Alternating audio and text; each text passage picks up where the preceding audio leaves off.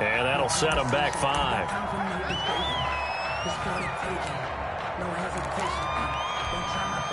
Now they need 15 yards on this series after the delay of game. 1st and 15.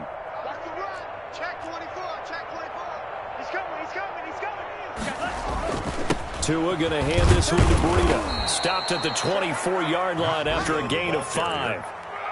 I think we can safely say that those types of plays are the backbone of this offense. We know not every run's going to be a big hitter, but you know they'll take that type of result on each and every attempt. Third quarter here in Indy. This is 2nd and 10.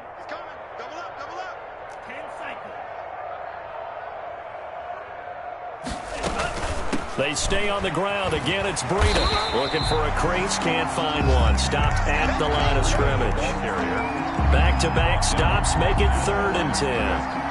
Maybe I'm wrong, but it looked like even if he had opted to keep that, I don't think there was going to be much to gain. Seemed like it was perfectly defense. And know what they say? Those guys on the other side, they get paid too. And for the Colts, an extra defensive back in there now on 3rd down.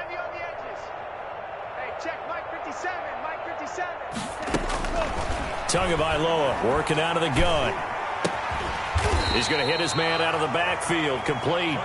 And a good job defensively. They stop him short of the first at the 32. They do get 7 out of that, but not enough to prevent a 4th down. Here's Matt Hawk now as he'll kick it away for the 2nd time.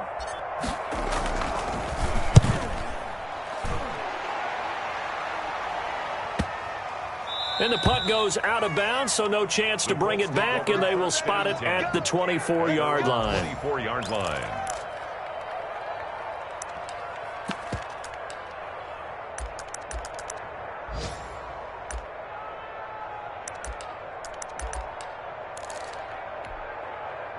The Colts come to the line ready to start their next drive. They have been struggling. I would imagine at halftime they went through some possible changes. Well, those changes aren't working, so now where do you go?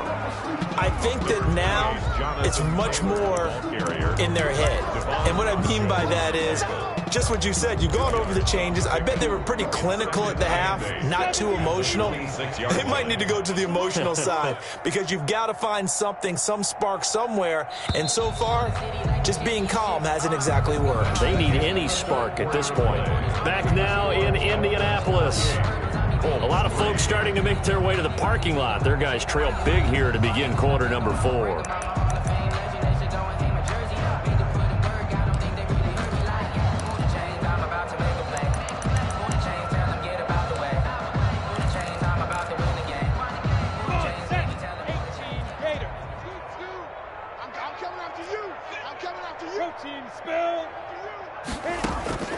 Throwing on 2nd and 8.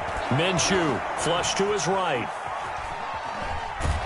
And eventually taken down here. Great coverage downfield. We've been around this league for a while, and many coaches never pull their starting quarterback, almost no matter the situation. In this case, though, I think he's got to make a decision. He's taking a pretty good beating out there. Yeah, and with the deficit, maybe not wanting to risk an injury.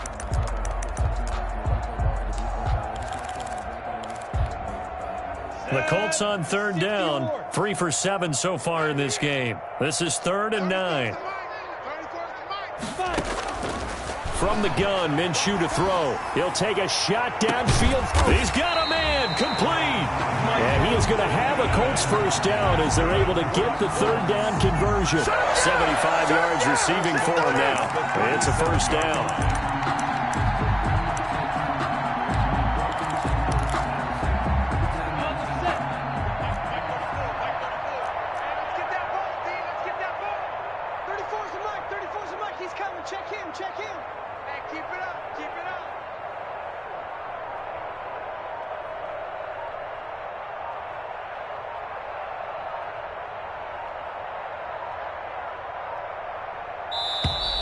Boy, and now they can't even get a play off. That's going to set them back 5 yards.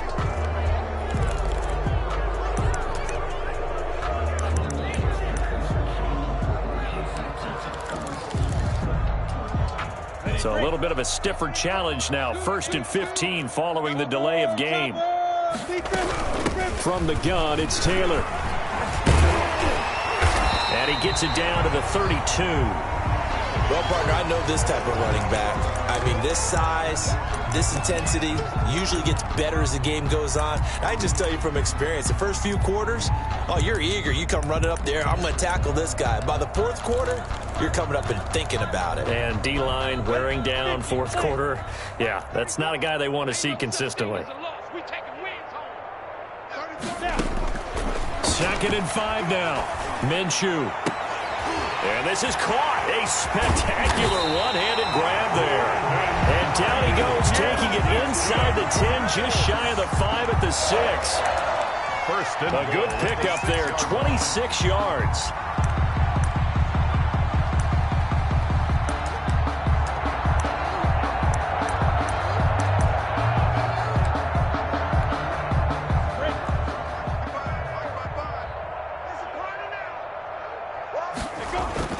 Looking to throw it. Minshew to the end zone, but it's incomplete. Brandon Ayuk, the one he was looking for. But it'll be 2nd and goal. That incompletion is not a surprise with the way that this one has gone, and the frustration, the body language is evident everywhere. This team, they've really been put through the ringer in this one. They come up here with another shot from the 6-yard line, and it's 2nd and goal now. Hey, check right. Watch 55. Hey, pick it up, G. Go. 55's my. Now, here's a look for the end zone, but that one's going to wind up incomplete. At this point in the game, they've got to continue to try anything they can. They're still working at it, even though this one feels like a lost cause.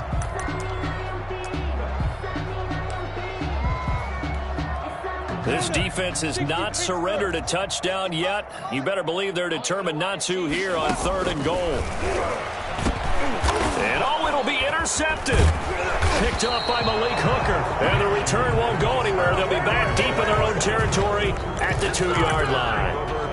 Yes, folks, that is his 3rd interception, and I'm going to use one of the most overused phrases in football. He's a ball-hawking safety. I love the way that you called for the shot there. That's perfect, though, because there is something to that. Being a safety often allows you freedom to roam around the defense, maybe not a specific assignment. Today, his assignment, find the football, and he's done so quite well. 8 yards on the pickup. Brings up 7. They run again with Breida. And he is met in his tracks behind the line of scrimmage. He'll lose a yard on the play, so now they need 3 yards on 3rd down. And it's 3rd down.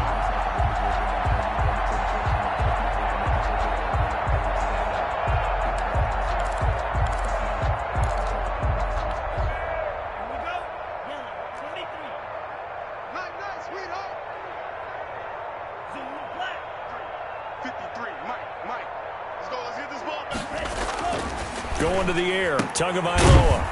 And he's got his man out of the backfield. That's complete.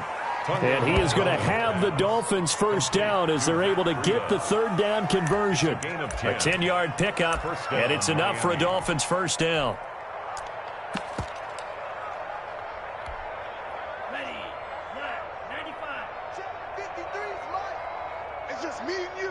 Let's go. They'll try and run some clock here as they keep it on the ground. And he'll be taken down at the 20 after a gain of just 1. There to stop him was Darius Leonard. Brandon, I've got to think this offensive line has got some smiles on its faces. And I know it sounds crazy, but they practiced for this back in training camp. They knew they'd be in situations where it'd be extra defenders in the box coming after them, trying to keep them from locking down a game. Right now, they want to show the world they're up to the challenge. Now the pressure comes and he goes down. Just inside the 10, back at the 9. Alex Anzalone in there to bury him for a loss of 11. And it's 3rd down.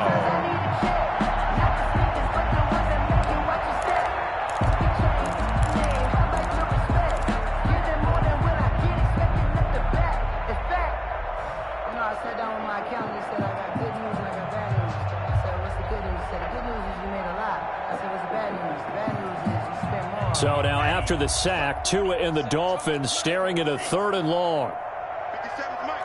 Mike 57. You run. 50. From the gun, it's Tua. Oh, a ball batted in the air, and now it's intercepted.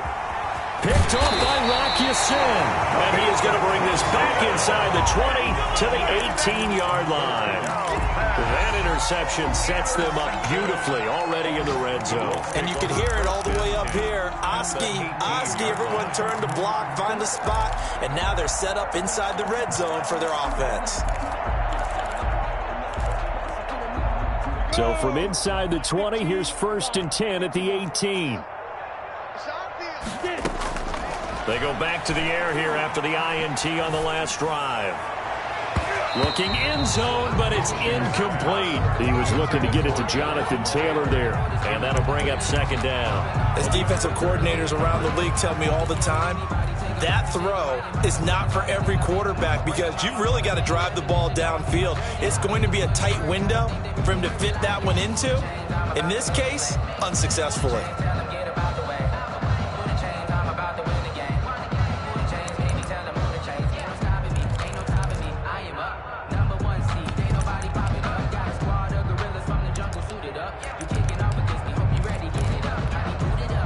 After the incomplete pass, here now is 2nd and 10. On the draw is Taylor. They do get a yard there, but only a yard. Leaves them with 3rd and 9 looming. Ladies and gentlemen, that is a force of nature at the defensive tackle position. Yes, he's as big as they come, but still plenty agile. He's able to make a nice play there to swallow up the ball carrier. Just 2 minutes remaining here in the 4th quarter of what has been a one-sided affair. So the Colts in possession of the football as we get you reset. And let's see what they've come up with offensively after having time to talk it over. And that will be incomplete. Well, we've talked about it, CD, but it bears repeating. They are struggling to throw the football. All the interceptions and more incompletions. It just doesn't look like things are in sync out there. I would agree with that, and it's not a good day when you feel like an incomplete pass is almost a win for you because it wasn't intercepted. And I think the receivers now, when they're running their routes, they want to catch the ball, but they also want to make sure that the defenders don't take it away.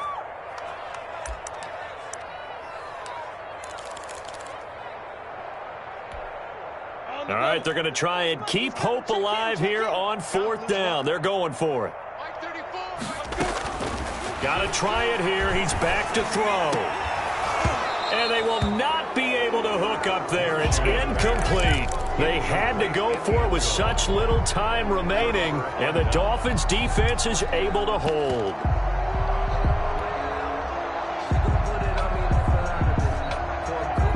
The Dolphins at the line ready for their next drive. And a few kneel downs should just about do it. Now, defensively, they do have all 3 timeouts, but very little reason to use them at this point. They'll start on the ground with Breida. And they'll get him down after a pickup of 8, 2nd and 2. Well, they'll take that every time with a lead, 1st down, 4th quarter, getting 8 yards. You love that. They will take it, and you have to ask the defensive guys, why did you give it? I mean, you know the situation. You're down, have to stop them, have to get the football back, but 8 yards on 1st down puts them back on their heels. That one looks like he'll throw here. Now they set up the screen. That's complete. And they get him down, but not before he takes it across the 40-yard line. 16 yards, a 1st down. Partner, I have to tell you, just one word keeps coming to mind from watching them this afternoon, and that's impressive. They have been impressive from the opening kickoff, and they haven't let up here even into the 4th quarter. And not totally home free yet, but it's looking good as they come up 1st and 10. They'll try and run some clock here as they keep it on the ground. And he's free going down the left side. It's a foot race. And they are going to score again. Yet another touchdown as they just add to their totals. Things are rocking easy here in the 4th quarter. They've got to feel pretty good about this one. Actually, they've got to feel excellent. Tough loss in the opener. No way they wanted to go 0-2. I don't want to read too much into it, but psychologically, is there something much bigger about 0-2 than 0-1? Oh, without a doubt, and here's the biggest one. Guys like you and me, all the media, are going to talk about, well, you know how hard it is to make the playoffs when you start 0-2, and that starts to work its way through a team. And now they're working towards 1-1. And that one will bounce out of the back of the end zone, so we will start here at the 25.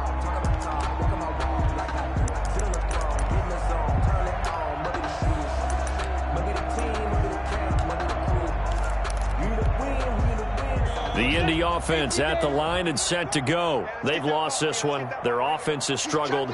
Do they try to put together something here at the end just to take into next week? Yeah, sometimes teams want to do that and coaches want to. I remember one time I was on a team and we were losing late in the game like this, and you knew it was lost. It was over, right? And the coach called a running play and pretty much said to everyone, I want to see something executed well before we get out of here. And that was the message to the team. Just something to build on. Just something to build on, get it done, and maybe we can look at that and say, we'll get better as we go forward. They go to the ground again with Taylor, and he'll be upended at the 28-yard line. Just a 3-yard gain there. He was brought down. Seems pretty obvious defensively a key was stopping the run game. How have they done it so successfully? To me, it seems that these guys really did a nice job of paying attention during the scouting report meeting. And you know, Brandon, when they do those, they talk about the top plays that these guys like to run, the best runs for the top running back. Those are the ones you focus on and want to take away, and they've done that pretty successfully in this game. And he won't be close to a first down as he runs into a wall right around the line of scrimmage. Call it no gain there, and it leads to a 4th down. Gain on the play. It's 4th down.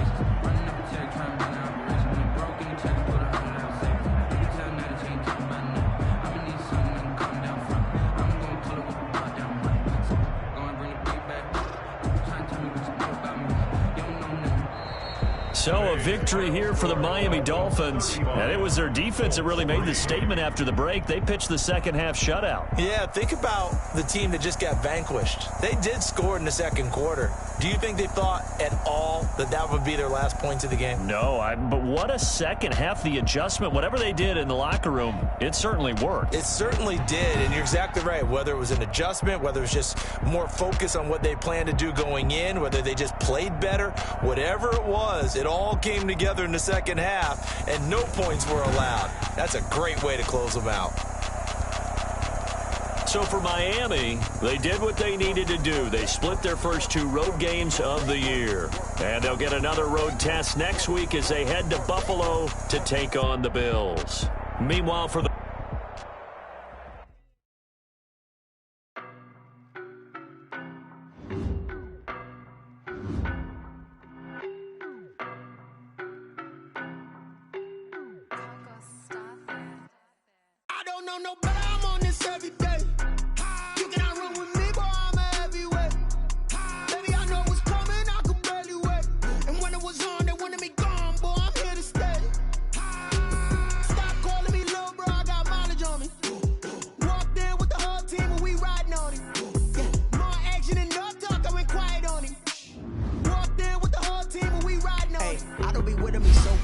Boy, you the op and your bros hating. All of them fake, I see both faces.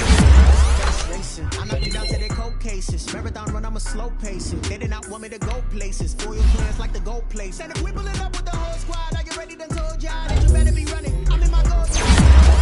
Y'all telling me nothing. I'm the man. Suck it if y'all in denial. I get the chip on them and I bust out the south side. Is that Vigo de Gallo? Boy, you stop it quiet. If it's new, I didn't know. Shining, white diamonds, Miley Cyrus, private jet, private pilot. Look at me, stylish, masterpiece, body, young.